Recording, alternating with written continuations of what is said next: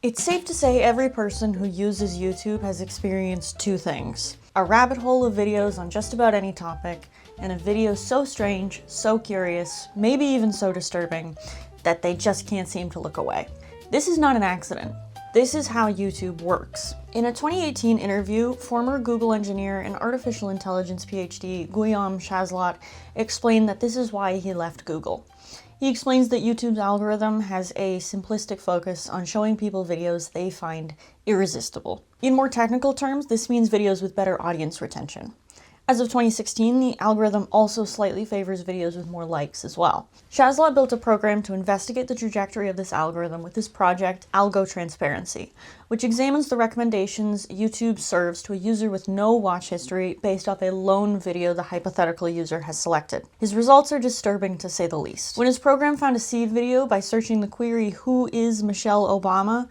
and then followed the chain of up next suggestions, for example, most of the recommended videos said she is a man. YouTube creators making this kind of content are absolutely responsible for what they make, but credit goes to YouTube for serving their videos to a vast audience. The author of this article in The Guardian puts it into words. Offered the choice, we may instinctively click on a video of a dead man in a Japanese forest, or a fake news clip claiming Bill Clinton raped a 13-year-old. But are those in-the-moment impulses really a reflection of the content we want to be fed? YouTube's algorithm is why there is a cesspool of misinformation on the platform that have real-world impacts.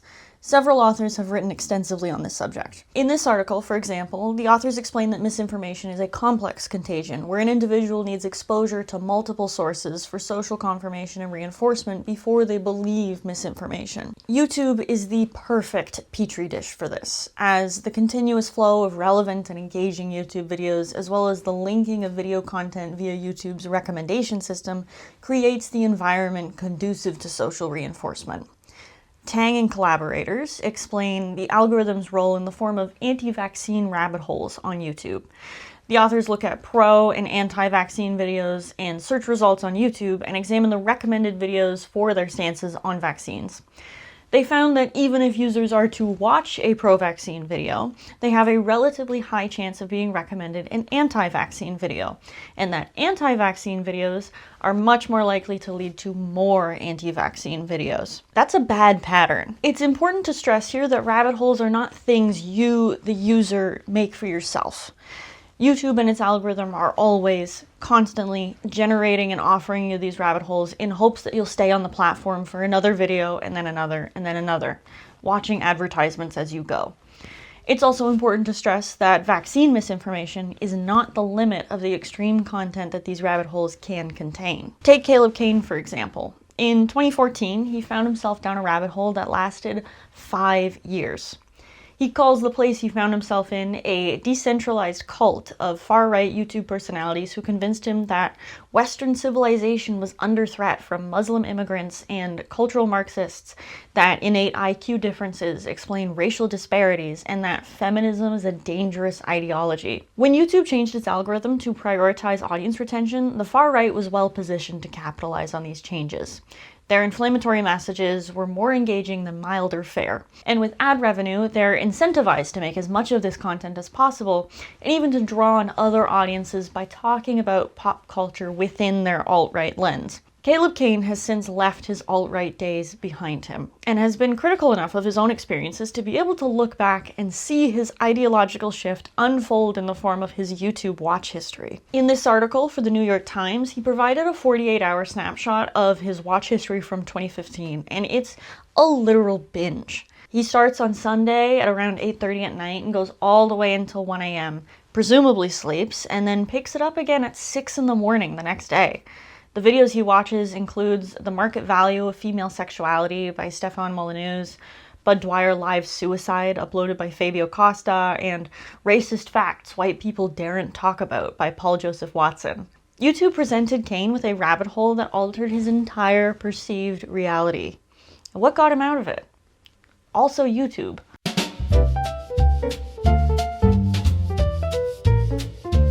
Milo Rossi, creator of Mini Minuteman on YouTube, had a similar experience to Kane in his teen years. As I watched these videos, as, you know, a identityless 15-year-old, I was grasping for someone to kind of tell me what to believe. And it's a lot easier for someone to tell you who to be mad at than to tell you who to trust and the people to listen to. Now, he's a YouTuber himself, debunking archaeology and Egyptology pseudoscience. Rossi has a theory about the extremist side of YouTube that also comes back to the algorithm. All of these accounts kind of form a Venn diagram chain that the algorithm will promote, sort of taking you farther down it. So to him, YouTube presents its users with recommended videos that are similar to, but slightly more extreme than the one they've just watched, creating a pathway that is inevitably on a trajectory towards extremism. You cannot blame any link in the chain, you can only blame the fact that the algorithm sort of works to radicalize people. So Rossi's contribution to fighting this pipeline is to insert debunking and correct information into the platform where the misinformation is found. Essentially, he's hoping to catch people when they might be about to enter a deep rabbit hole. At this location, extremism tends to be within packages that are kind of hard to catch, but lead to overtly extremist worldviews.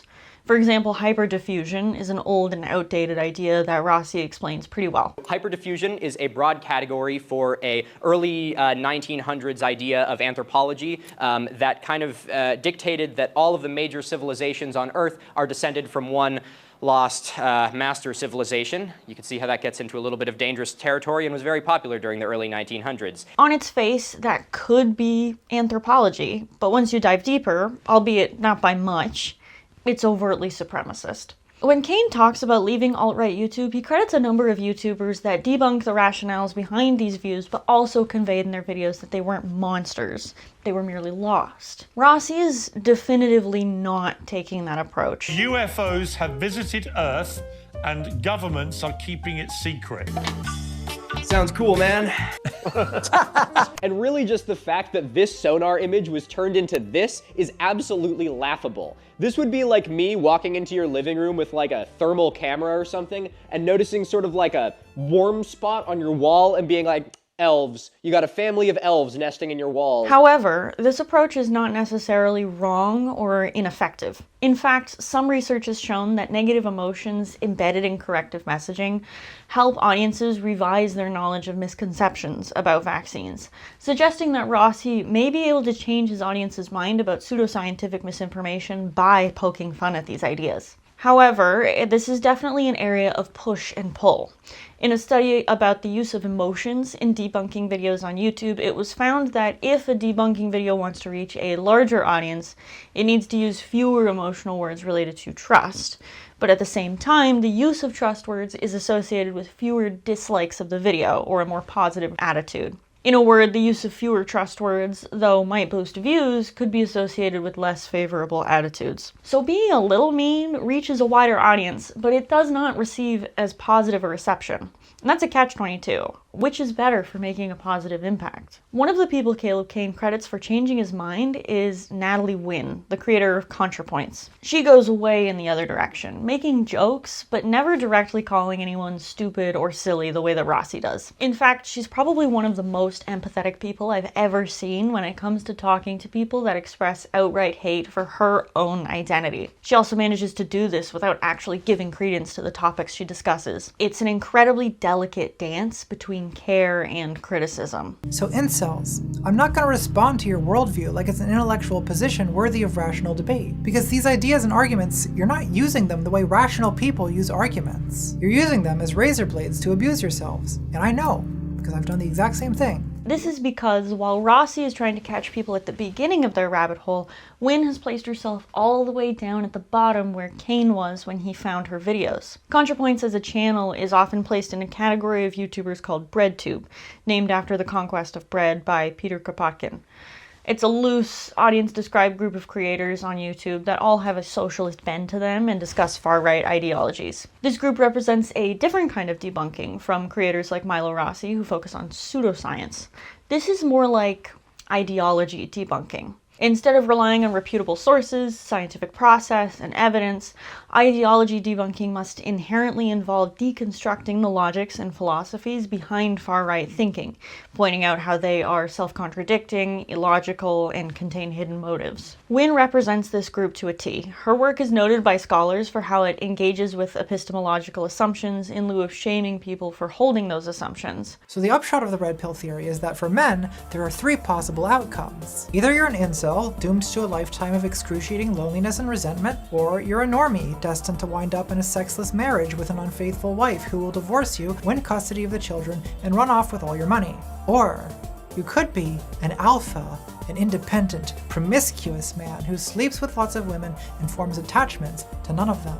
However, what makes BreadTubers so lauded for what they do is the way they design their videos. Take a look at the ContraPoints channel. Wynne is an artist when it comes to her set design, but you'll notice those and her titles don't really give away anything about her stance on these topics.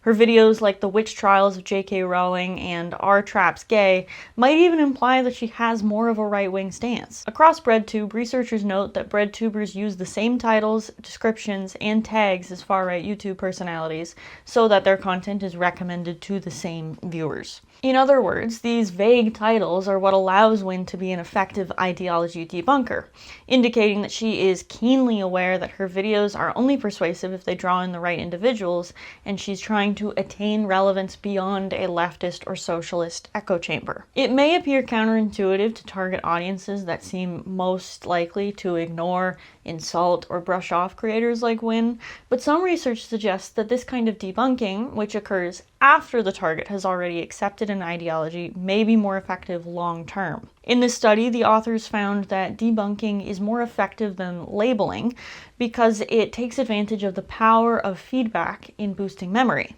In other words, when you get corrected, you're more likely to remember the experience than when you're taught something without an associated pre-existing belief. Speaking of memorable YouTubers, I want to mention H-Bomber also known as Harris Brewis. If debunking on YouTube is a spectrum with Rossi on one end, sciencey and direct, and Wynne on the other, ideological and tactful, Brewis is somewhere in the middle. He's widely considered to be part of BreadTube. Like Wynne, he also takes on a style that YouTube's algorithm seems to favor, using expressive faces and bold typefaces that are similar to other pop culture essayists and video game YouTubers. However, more like Rossi, he directly attacks some talking points, explicitly highlighting their wrongness, rather than leaving the moment of realization with the viewer. So let's say, for the sake of argument, that all of the water levels around the world rise by let's say 5 feet over the next 100 years, say 10 feet by the next 100 years, and it puts all the low-lying areas on the coast underwater, right? Which, let's say all of that happens. You think that people aren't going to just sell their homes and move?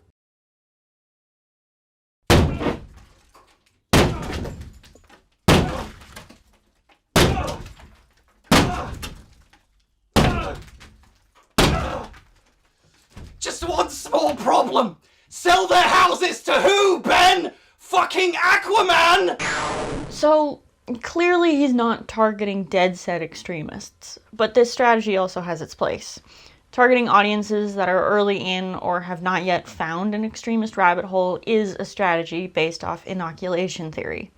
In this article from the Harvard Kennedy School Misinformation Review, authors explain that inoculation theory is a framework from social psychology that posits that it is possible to preemptively confer psychological resistance against malicious persuasion events, which can be achieved through introducing preemptive refutations of weakened arguments, which help build cognitive resistance against future persuasion attempts, like a vaccine.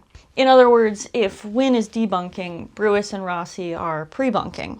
Now, despite being the platform for BreadTube and other debunkers, YouTube cannot be both the solution and the problem. YouTube is the platform where this solution is happening, but it's also allowing the problem to proliferate and getting legal protection from its consequences. In the United States, Section 230 of the Communications Decency Act gives platforms online both freedom to not moderate and total legal protection if they do. This is based off the idea that platforms are blank slates, and what people see and do on the platforms are unrelated to the platform itself. But there's a plethora of literature out there now that disagrees with this logic. Author Ann Zimmerman puts it well. The content alone is not the problem. The algorithms, the rabbit hole effect they lead to, and the system of rewards are. So, what is the solution to the core problem here? Li Nguyen Huang suggests an algorithm that could recommend quality science content 2 times more often than it currently does, would increase the reach of those videos by 70%, giving more opportunities for information to spread instead of extremism. This solution is an attempt to circumnavigate the free speech issues that tend to arise with the talks about moderation. Huang is suggesting that people can post whatever they like on social media, but algorithms should downgrade the recommendation rate of more problematic contents and work to avoid bottlenecking science communication. On the other side of the issue, I think it's important to note that watching BreadTube or debunkers is not activism. If you agree with what they're saying, if you only share those videos in your circle of people who also agree with everything they're saying, you're just as embedded in an algorithmic echo chamber as anyone else. You may have noticed in this video that every YouTuber that I mentioned, Mini Minuteman, ContraPoints, and H-Bomber Guy, are white. This lack of diversity is unfortunately representative of this community at large. A lot of authors have already pointed out that it's more than likely BreadTube creators benefited from their whiteness compared to other YouTubers that engage in similar production practices. And then, of course, there's the emotional labor that comes with taking on this task, which is likely much more apparent for Natalie Wynn compared to her cis male counterparts. In a CBC interview, she said, "I also do understand, people who might be frustrated with well, why do we have to have all this empathy for racists? Imagine if we had that much empathy for, trans people." It's a task that nobody should feel they have to engage with. BreadTube and debunking on YouTube at large is a solution to a problem we shouldn't really have.